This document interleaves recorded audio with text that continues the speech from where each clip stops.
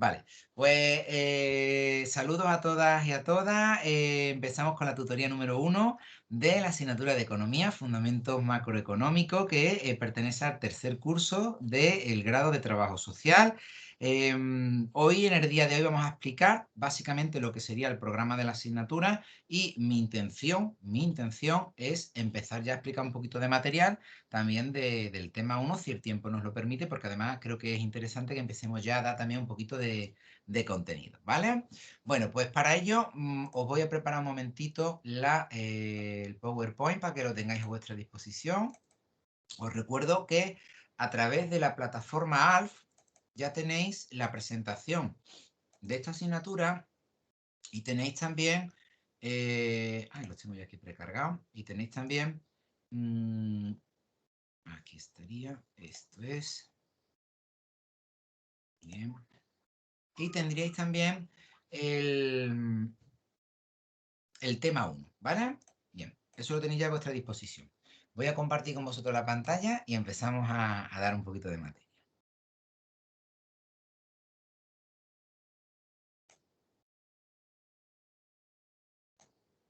Bien, perfecto. Bueno, vamos allá. Empezamos entonces a dar un poquito de información. Vamos a presentar la asignatura. Os recuerdo que la asignatura, bueno, está correlacionada con la asignatura que dais en primer trimestre, que sería de microeconomía, ¿vale? Hay un enlace importante, pero no es microeconomía, ¿vale?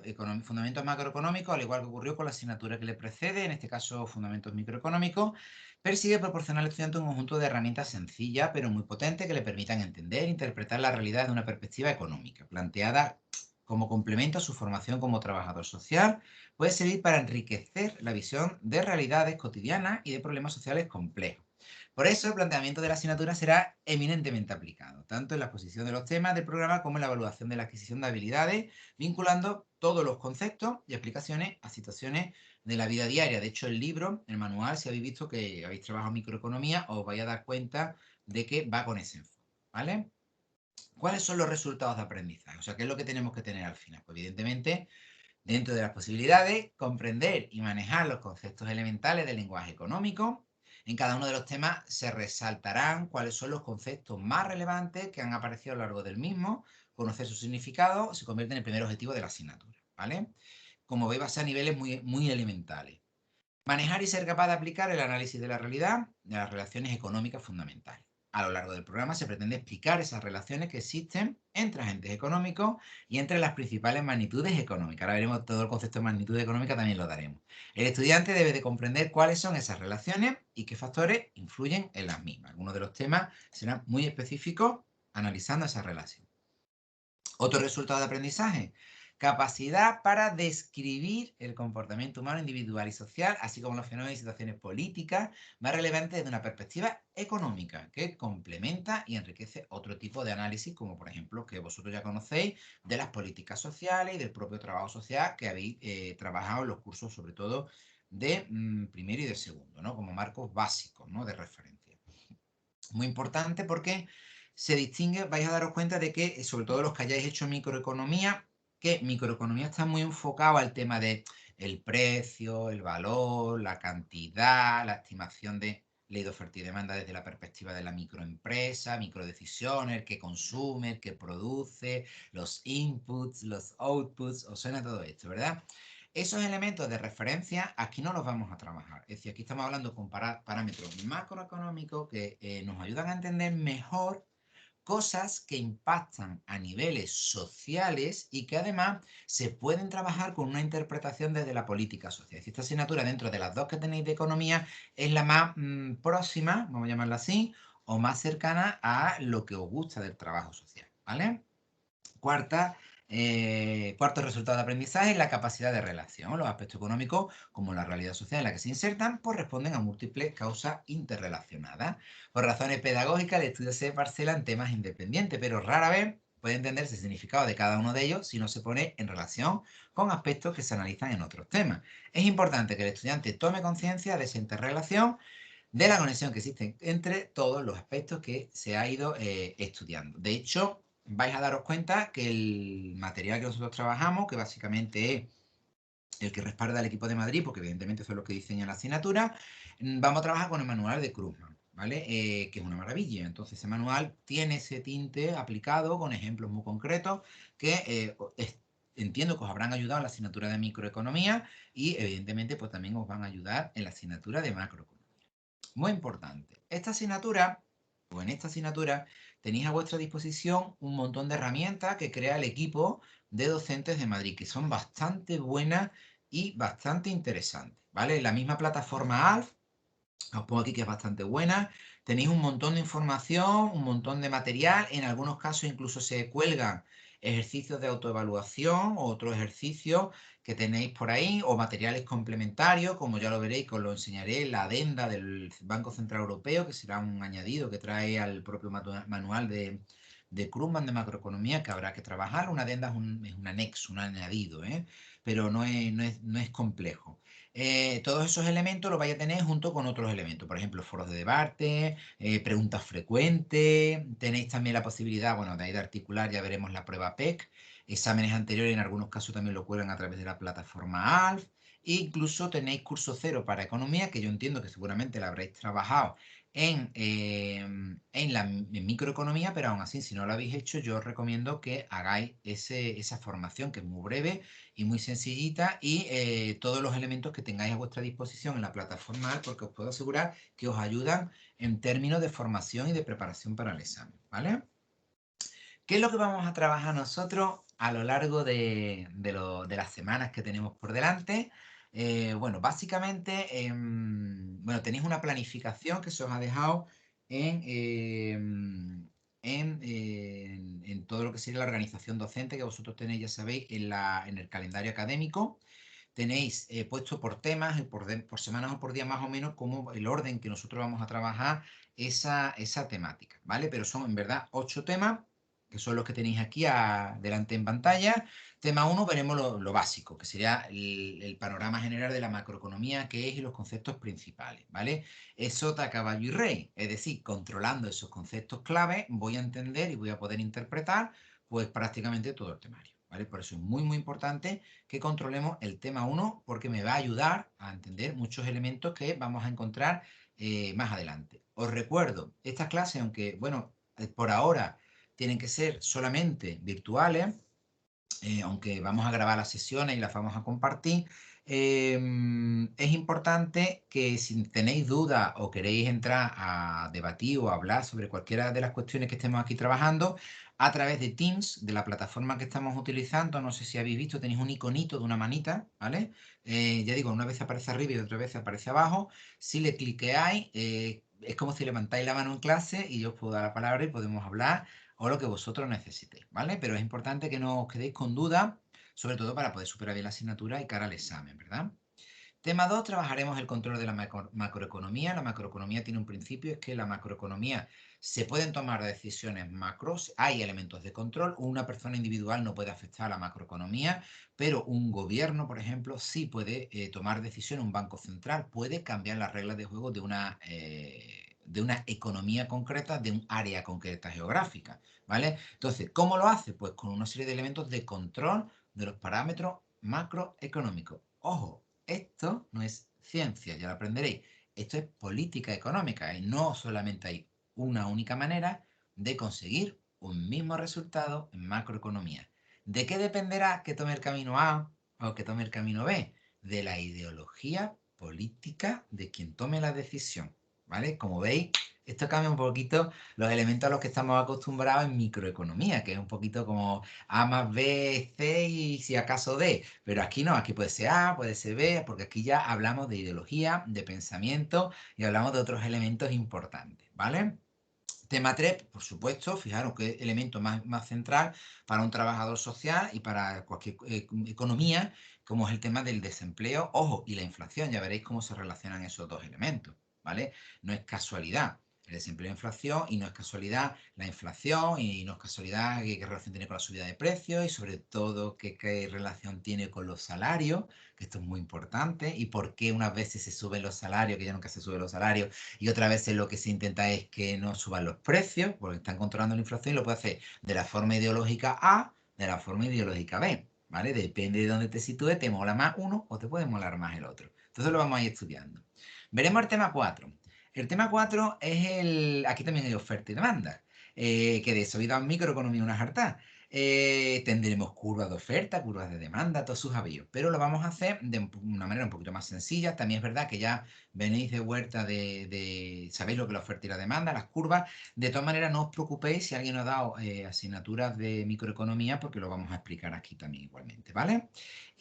Pero claro, como es macroeconomía, aquí la oferta y la demanda no se llaman oferta y demanda, se llaman oferta agregada o demanda agregada, ¿vale? ¿Por qué agregada? Porque es un sumatorio, un agregado de toda la oferta de una región o un agregado de toda la oferta, toda la demanda de un sector, etcétera, etcétera. Por tanto, hablamos en términos, ¿vale? Macroeconómicos. Entonces, la oferta y la demanda no es la de un mercado en concretito chiquitito o de un producto o de un servicio, ¿vale? Como habéis estado trabajando hasta ahora, sino que estamos hablando de elementos geográficos importantes de grandes sectores. Todo eso lo vamos a ir trabajando en la oferta y la demanda agregada.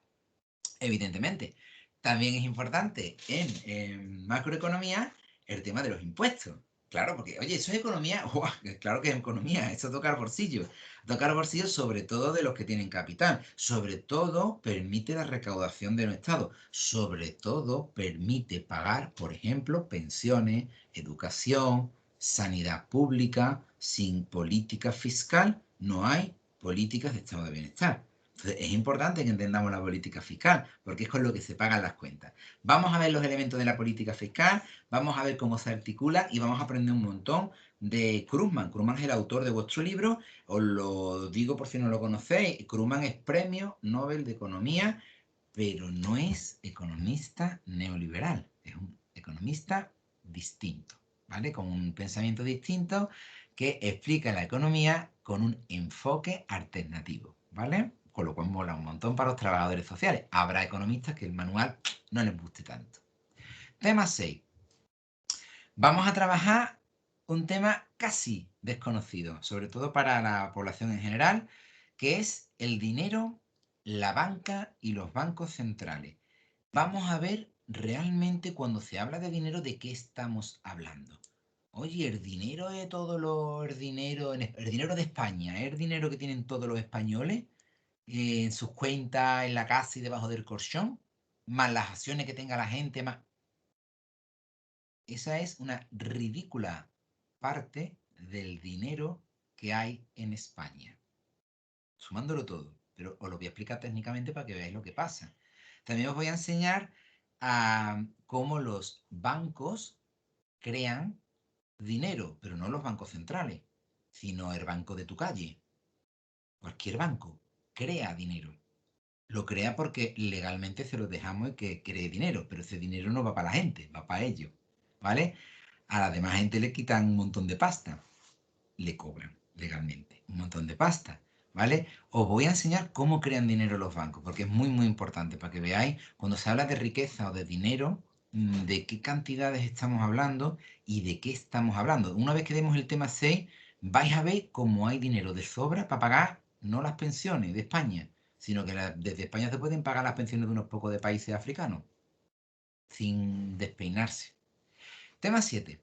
Política monetaria. La política monetaria es el tema de la moneda, ¿vale? El tema de los intercambios de divisas, etcétera, etcétera. Vamos a ver, porque eso también nos da parámetro para entender, veremos algunas curvas también de oferta y demanda monetaria, todo ese tipo de cositas, ¿vale? El patrón dólar, todo ese tipo de detalles que son importantes para entender qué ocurre a niveles de la globalización y de los elementos que van más allá de los elementos nacionales, hablamos de lo supranacional, ¿vale? Entonces la política monetaria es muy importante y tiene correlación con los otros elementos que hasta entonces hayamos dado. Y vinculado a los elementos también anteriores, pero además mucho más allá de lo nacional, pues ya hablamos del comercio internacional, ¿vale? Que será la última parte, ahí veremos cómo se relaciona, veremos los intercambios entre países, veremos la balanza de inversiones, de gastos, todo ese tipo de elementos, esos conceptos, los vamos a trabajar ya en el tema 8, ¿vale? Como veis, tenemos un panorama muy interesante que es al tiempo que es un poco técnico, es muy vinculado, lo podemos vincular mucho, mucho, mucho al tema social, que a los trabajadores sociales pues nos gusta mucho tener también esas informaciones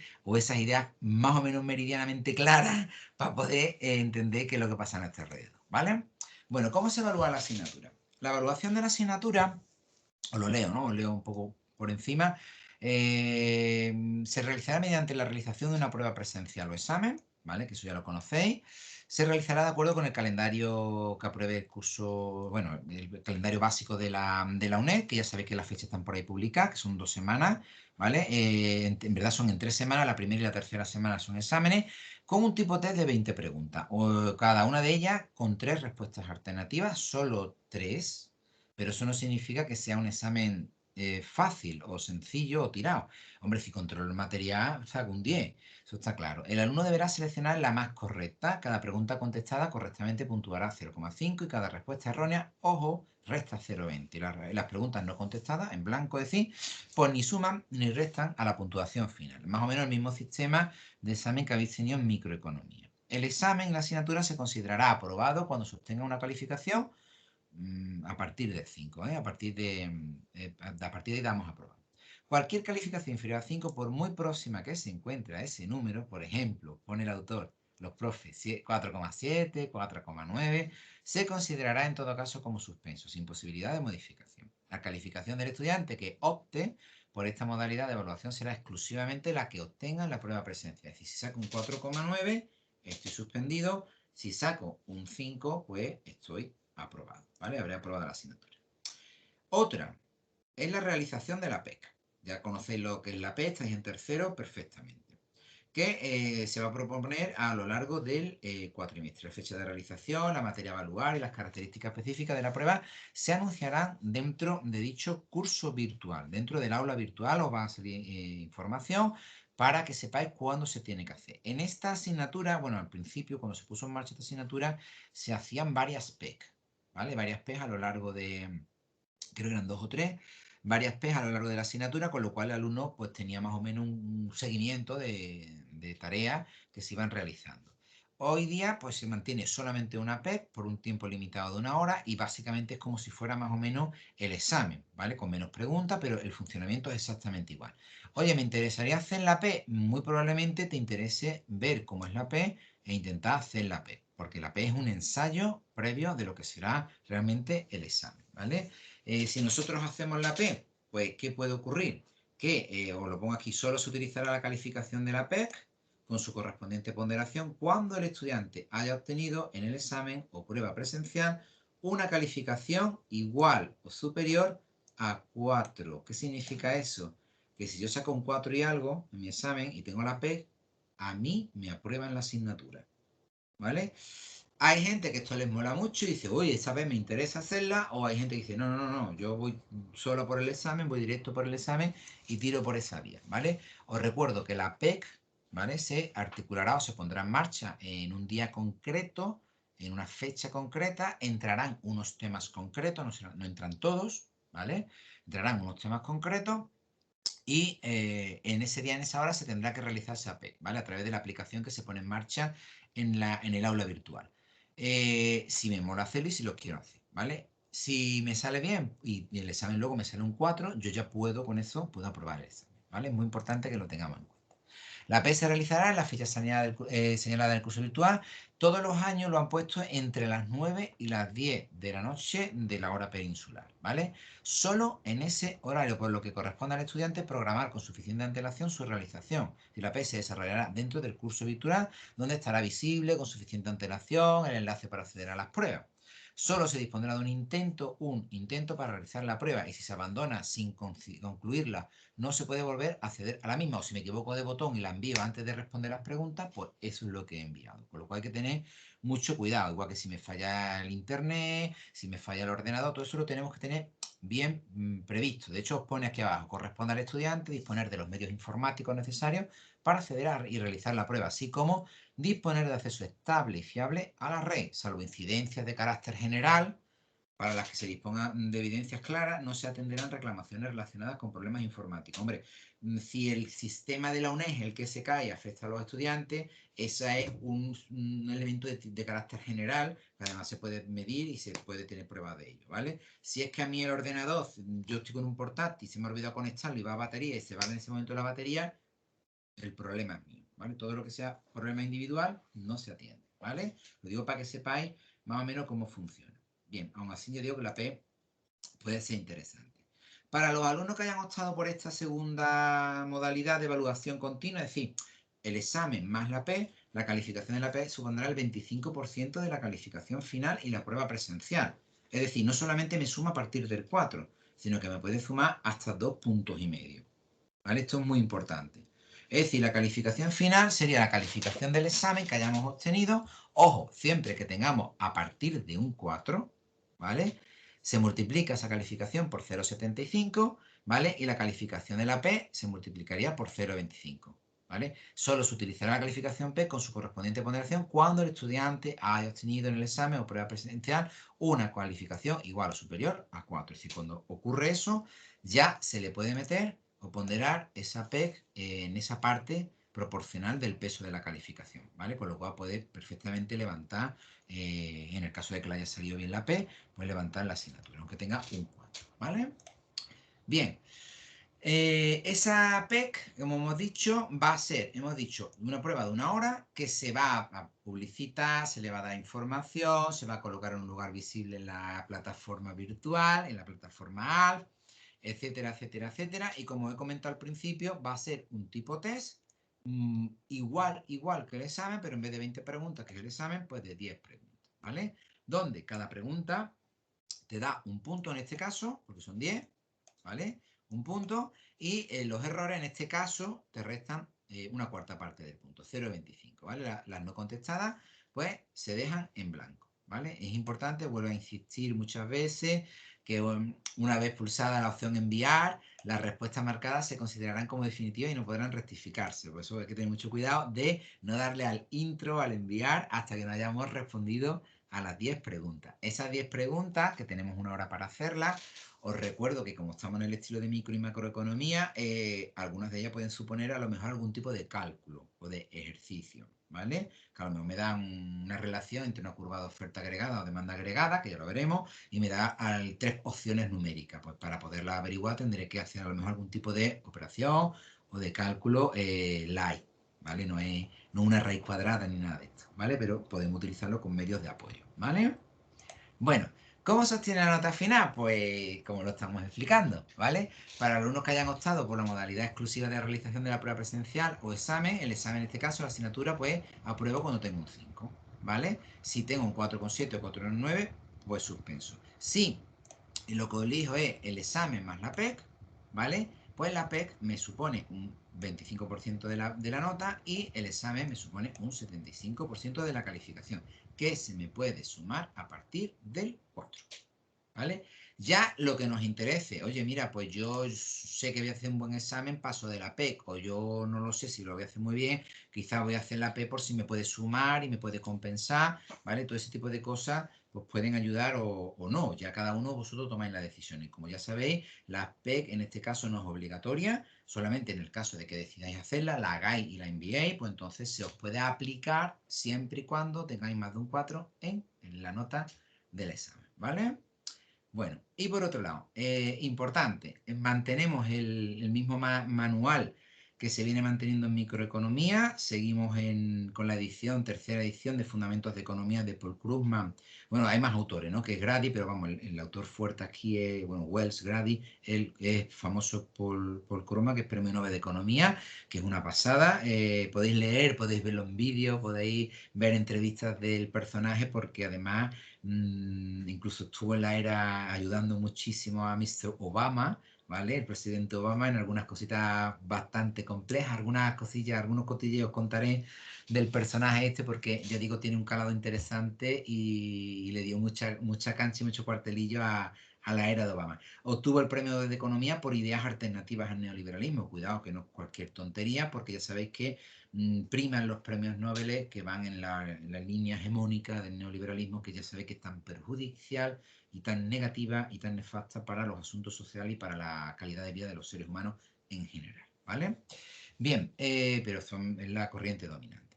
En cualquier caso, sobre esto que estamos hablando, yo os recomiendo que os acerquéis también, ya sabéis que en la UNED de Calatayud tenéis a vuestra disposición un repositorio. Había algunos años que había incidencias de acceso al al repositorio. Yo espero que esas incidencias estén corregidas y tengáis acceso, porque tenéis opciones a entrar a un montón de exámenes de macroeconomía con esta edición del libro y sobre todo lo que se pregunta aquí, con lo cual podéis hacer ensayo y error y trabajar bastante bien la asignatura. Si nos da tiempo, el año pasado me costó mucho trabajo. Yo incluso tengo preparado una prueba de examen de repaso general de la asignatura que podríamos intentar hacer conjuntamente en una tutoría última, pero el año pasado, por ejemplo, me fue imposible llegar a esa parte, ¿vale? Pero si lo podemos hacer después del temario y nos queda hueco, lo hacemos, ¿vale? Lo podemos preparar adaptándolo a lo que tenemos. De todas maneras, ya digo, acercaros a la UNED de Calatayud, telemáticamente hablando, y os intentáis descargar las pruebas y los exámenes. Alguien había comentado algo, un momentito me ha salido. Isabel dice una pregunta, había dicho, si realizo la PEC pero el resultado no fuera positivo, ¿afectaría negativamente a la nota de mi examen o simplemente no sumaría? Creo que no sumaría, pero como claro, pues el 0,25 ahí me deja un poco en duda, ¿vale? Yo entiendo que suman a partir de que aprueban, ¿vale? Que a partir de que está en acto, ¿vale? A partir de que año valen los exámenes, pues básicamente mínimo en los 3 últimos cursos, ¿vale? Porque estamos hablando, Anabel, que el manual de Krugman, por lo menos llevamos 3 cursos con él y hay bastantes exámenes. Ten en cuenta que hay 2 exámenes por convocatoria anual, es decir, mínimo hay 6 exámenes por año. Más, si están colgados, también las PEC. Es que muchas veces incluso entráis en la plataforma ALF y los profes han tenido la delicadeza y la gentileza de dejar colgados materiales de la PEC, con lo cual son 10 preguntas más, como si fuera el examen, que lo podéis intentar pillar, ¿vale? ¿Tenéis esa hora para repasar? Sí, sí, Ana, veo, os podéis hartar. Pero bueno, está muy bien porque es como esto, como el tipo test de la autoescuela, te aclimatas al tipo de pregunta y sabes más o menos por dónde te pueden venir los tiros para poderte preparar un poquito mejor la lección, ¿vale? Yo ya digo, recomiendo siempre que acudáis a la UNED de Calatayud, que ese repositorio es maravilloso, y con eso podemos nosotros trabajar pues lo más grande, ¿vale? Bueno, dudas o preguntas que queráis hacer sobre lo que es el funcionamiento de la asignatura.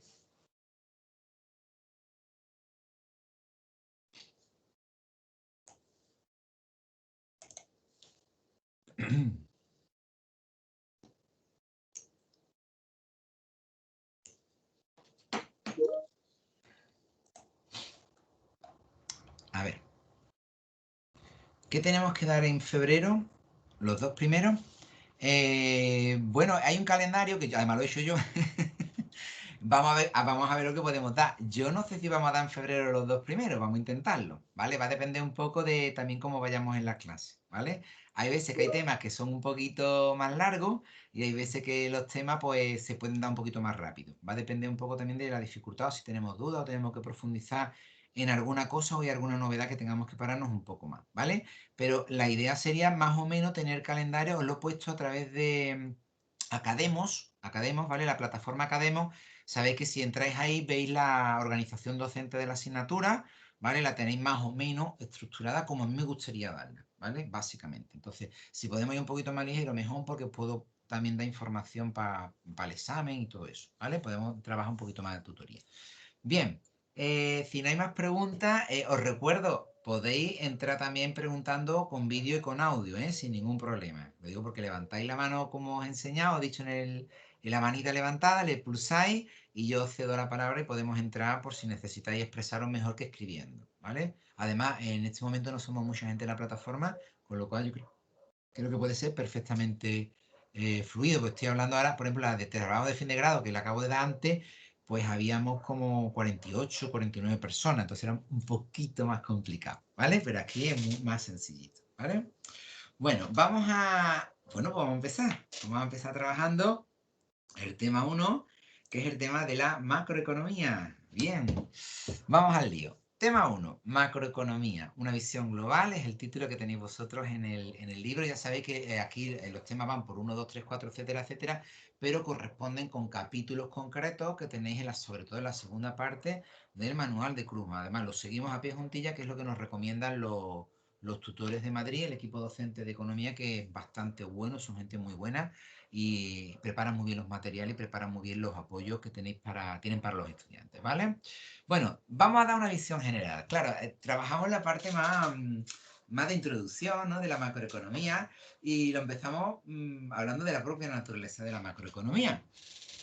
Y lo hablamos comparándolo con la micro, para verlo más fácil. La microeconomía, que es la que habéis trabajado en el primer trimestre o cuatrimestre, se centra en cómo toman sus decisiones los individuos y las empresas y en analizar las consecuencias de esas decisiones. Recordáis que tú tomas decisiones para comprar un producto, si el precio te mola, si no te mola, y el que fabrica el producto, que es la parte de la oferta, si los costes de input y output también le molan, ¿vale? Esto es todo un juego de intereses. Tanto el que consume como el que produce, ¿vale? Juega en función de hasta dónde le puede beneficiarse o no, o a partir de dónde le perjudicaría. En base a la microeconomía, pues yo siempre que voy a comprar, ¿cómo me gusta comprar? Pues lo mejor al menor precio posible. Y el que fabrica, ¿qué es lo que quiere? Venderte lo más barato de producir al mayor coste posible, ¿vale? Ese es el juego, ¿vale? Y ahí, pues, hay muchas micro decisiones de microeconomía que todo genera un movimiento entre individuos y empresas, ¿vale? Bien, y ahí, bueno, podemos ver muchos más elementos. Yo qué sé, si la empresa tiene impuestos, el coste ecológico, podemos ver un montón de cosas, ¿vale? Pero en principio, eso es la microeconomía que la he resumido muy ligera, pero más o menos la idea que ya tenemos. La macroeconomía, por el contrario, examina el comportamiento agregado de la economía. Agregado es el sumatorio general, el total. Es decir, cómo interactúan las acciones de todos los individuos y todas las empresas para producir ciertos resultados para toda la economía en su conjunto. Si os dais cuenta, aquí son movimientos macro de todo el conjunto de consumidores, todo el conjunto de empresas y todos los condicionantes que hay de producción alrededor, ¿vale? Que mueven todo un motor económico, ¿vale? Y además, junto con las decisiones de aquellos que pueden decidir, por ejemplo, los gobiernos, los bancos centrales, que ahora todo ese juego lo vamos a explicar. ¿Vale? Todo eso, si os dais cuenta, no es lo mismo que la microeconomía, sino que estamos hablando de otras dimensiones. Por eso lo llamamos, en este caso, macroeconomía. Bien, la macroeconomía, esto es un fragmentito del libro, os pone aquí teoría y política. Los especialistas en macroeconomía se preocupan mucho por cuestiones políticas, o mucho más por cuestiones políticas que los especialistas en microeconomía, por lo que debe hacer el gobierno, por ejemplo, para que la economía funcione mejor. Este enfoque de la política económica se debe en gran parte a la propia historia y especialmente a la Gran Depresión de los años 30. ¿Os acordáis de lo que fue la Gran Depresión de los años 30? El crack del 29. Claro, fue el crack del 29 y después los años malos, que fueron los años 30. Para que os hagáis una idea. Hasta los años 30, los economistas solían considerar que la economía se autorregulaba. Creían que problemas como el desempleo se corregirían gracias al funcionamiento de la famosa mano invisible, no sé si recordáis esto de otras asignaturas, también de microeconomía, la famosa mano invisible de ese liberal que se llamó Adam Smith. Adam Smith decía que la economía es perfecta, además era una creación de Dios, entonces claro, si una creación de Dios, pues perfecta. Y esa economía lo tenemos que dejar sola, porque como es perfecta, se autorregula. Como si de una mano invisible se tratara, todo lo va poniendo bien y todo lo va poniendo en su sitio. Esa es la famosa mano invisible de Adam en mí. Por tanto, si se autorregula y es perfecta, no la vamos a tocar. No debemos de intervenir en asuntos económicos. Los gobiernos no deben de intervenir en economía. Esto es lo que dicen los liberales clásicos, ¿vale? Y lo que dicen los neoliberales actuales, ¿vale? Ellos lo llaman intervencionismo y es como un insulto cuando los gobiernos se meten en temas económicos. Claro, yo decir, pero Baristo, es que economía es todo. Es que cuando yo le digo a la empresa o al sector de producción que tiene que aportar dinero para pagar las pensiones o la seguridad social, eso es economía, claro. Y le da mucho coraje. O cuando tú le dices que tiene que haber una limitación de horas de trabajo, pues también. Y cuando tiene que haber igualdad entre hombres y mujeres, le fastidia, pues claro, porque si hay desigualdad, pagan menos a una parte de sus trabajadoras. Y si yo les digo que no pueden trabajar los niños, también le fastidio porque es un derecho social y eso afecta a la economía y por tanto, pues claro, ¿os habéis dado cuenta? Sí, claro, ¿qué es economía? Pues todo lo que le afecte a la gente que lleva el tema económico. Son muchas cosas y sobre todo son temas sociales. Pues hasta los años 30 se entendía que la economía se autorregulaba, era perfecta. Perfecta. Y por tanto los gobiernos tenían que dejarla sola. La economía sería, ahí se va dejando, intervenían los gobiernos cuando pues, los sindicatos o los denominados trade unions, ¿vale? En Estados Unidos, en Reino Unido, ya se rebrincaban y se ponían a pelearse y se pegaban y se mataban y ya había que tomar medidas. Entonces estaban las medidas coercitivas o las medidas de Estado social, ¿vale? Que eran intentar darle, conceder elementos a elementos de ayuda o de apoyo, en este caso, a los trabajadores, ¿vale? Hasta los años 30 tenemos esto. ¿Pero qué pasa en el crack del 29? Bueno, en el crack del 29 se produce un crack económico, ¿vale? Se produce una cosa increíble a niveles sociales y viene la Gran Depresión. La Gran Depresión generó que en esa crisis gente se empobreciera, sobre todo la gente muy poderosa se empobreciera de golpe. Por eso salen las películas, ¿no? En los reportajes. Esto es real, ¿eh? Gente que se suicida, los ricos desde los rascacielos y todo ese tipo de cosas porque se dan cuenta de que le han perdido absolutamente todo. ¿Vale? Pero realmente lo que se produce no solamente es ese elemento, que es muy llamativo, es que a escala global es una catástrofe. Dejó a una cuarta parte de la población norteamericana, estoy hablando en un año o 2 años, una cuarta parte de la población estadounidense, que es una pasada, son 400 millones de norteamericanos, una cuarta parte son 100, sin trabajo y que amenazó la estabilidad política de muchos países. Se considera que fue una de las principales causas de la llegada al poder de los nazis en Alemania. Es decir, os recuerdo que los alemanes dan el apoyo a los nazis porque están descontentos con la situación que viven ellos, entre ellos provocado por esa Gran Depresión, donde además, bueno, los nazis le echaron la culpa a los judíos, hay otro rollo de por medio, ¿vale? Pero técnicamente hay un descontento social económico y los nazis culpabilizarán de ese descontento a los judíos, ¿vale? Ese fenómeno, bueno, pues eso alimentó, por ejemplo, las bases nazis. Hizo resurgir y surgir la demanda de acciones concretas. Es decir, llega un momento en que dicen los gobiernos, oye, mira, pues a ver si va a ser que la economía no es perfecta y no se autorregula y tenemos que tomar parte, porque si no, esto se nos va de las manos. Y puede ser que la gente no le guste el sistema y me haga una revolución o se haga radical de izquierda o se haga radical de derecha, fascismo, nazismo, porque es lo que va a ocurrir. Dio lugar a que los economistas de este momento hicieran un mayor esfuerzo por entender las depresiones económicas y buscar maneras de prevenirlas. Es decir, oye, pues a veces la economía no es perfecta, tiene momentos de alza, pero momentos de quiebra. Y en esos momentos de quiebra tenemos que intervenir porque la gente, si no intervenimos, no va a legitimar nuestro gobierno, no va a legitimar esta sociedad y va a querer cambiar sistema. Y de hecho va a ocurrir en muchos países. Esto es muy, muy, muy importante. ¿Qué vendrá a partir de aquí? A partir de aquí, no sé si lo explica el libro, bueno, aquí vienen algunas otras ideas. Vendrá durante la Gran Depresión, por ejemplo, en Estados Unidos estaba Roosevelt, el presidente Roosevelt, que, pondrá en marcha cosas que ya habéis estudiado en otras asignaturas, perdón, que es el New Deal norteamericano, que será políticas de intervencionismo, donde además va a poner en marcha normativas como la Social Security Act, etcétera, etcétera, que son la seguridad social norteamericana y otro tipo de elementos de intervención. Va a regular temas de la comida, de energético, o sea, va a intervenir la economía. Con eso salieron, ¿vale? ¿Qué enseñó el New Deal de Roosevelt? Que la economía es imperfecta y que hay que agarrarla y hay que amarrarla, porque si se deja la economía a sus aires, tiene repercusiones sociales muy, muy, muy, muy graves, ¿vale?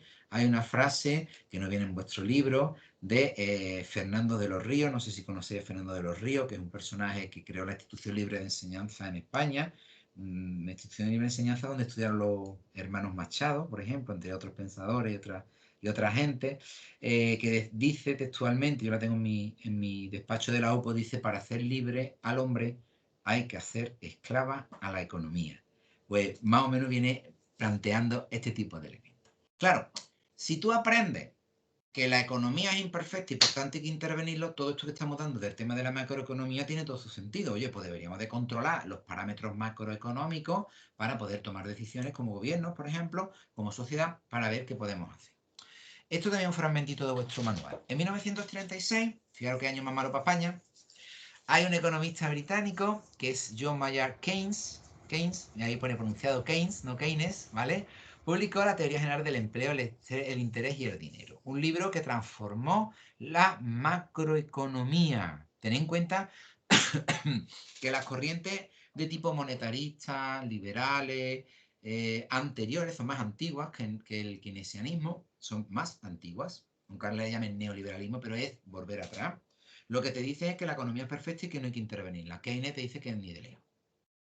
La política económica keynesiana dice que una depresión económica, eso que tenemos ahí, es el resultado de un gasto agregado inadecuado. Oye, mira, no se está gastando el dinero de manera adecuada.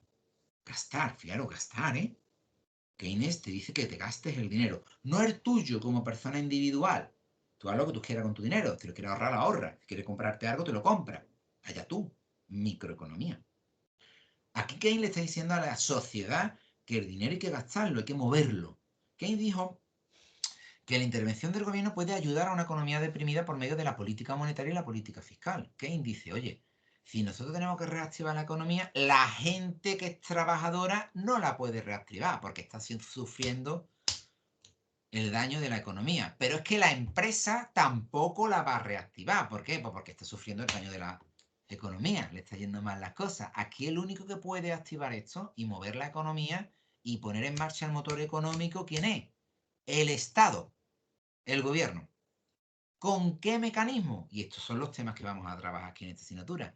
A través de política monetaria, ya la estudiaremos, y de los impuestos, política fiscal, política monetaria y política fiscal. La política monetaria usa los cambios de la cantidad de dinero para alterar los tipos de interés. No os preocupéis que esto lo vamos a explicar. Luego a su vez afecta al gasto agregado. Los tipos de interés es lo que le cuesta a los bancos entre sí prestarse dinero o adquirir dinero. Si me cuesta menos el tipo de interés, tengo más capital físico para prestar, más líquido, más dinero para poder generar movimiento económico. Eso quiere decir que a las personas les llega más dinero, más barato, más fácil, a las empresas les llega más dinero, más barato, más fácil.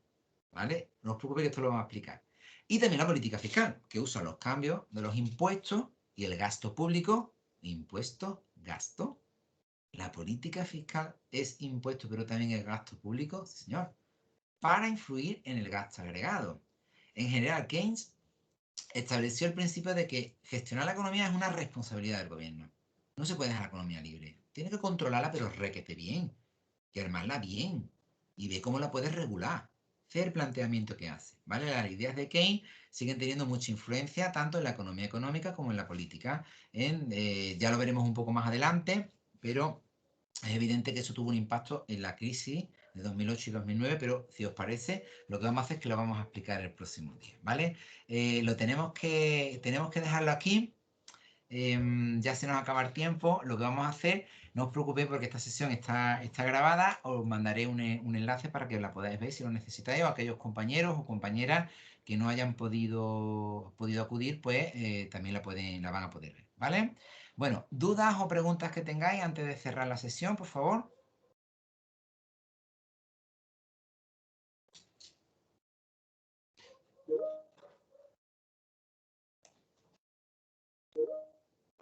Muy bien, pues muchas gracias. Vamos a parar la grabación. Me despido entonces de todos vosotros y todas vosotras. Hasta la próxima tutoría.